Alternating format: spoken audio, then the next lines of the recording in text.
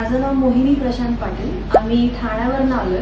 तिकडचे बरेचसे हॉस्पिटल्स आम्ही जाऊन आलो होतो, सर्वे करून आलो होतो आणि तिकडनं येऊन आम्ही नाशिकपर्यंत लाड हॉस्पिटल इथे आमचा तो सर्वे थांबला होता। बेसिकली हॉस्पिटलमध्ये जेव्हा आम्ही आलो, आमचा जो प्रॉब्लेम होता, आम्हाला 9 वर्ष झाले होते लग्नाला, आम्ही कन्सीव्ह नाही करू शकलो होतो, त्याच्यासाठी आम्ही इथे आलो होतो। तर मॅडमने आमचा चेकअप वगैरे केला, सरांनी चेकअप केला आणि त्याच्यानंतर जे काही डायग्नोसिस होते त्या हिशोबाने मॅडमने आम्हाला जी ट्रीटमेंट सांगितली त्या हिशोबाने जो फरक पडला आणि फायनली आम्ही कन्सीव्ह करू शकलो।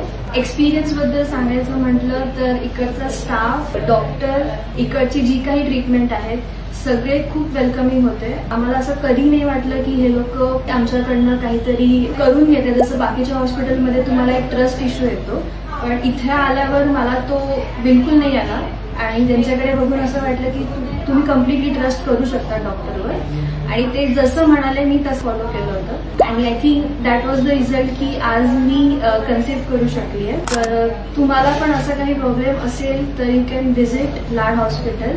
तुम्हाला इथे आल्यावर एक कॉन्फिडन्स आणि एक ट्रस्ट आणि तुम्हाला डेफिनेटली रिझल्ट मिळेल।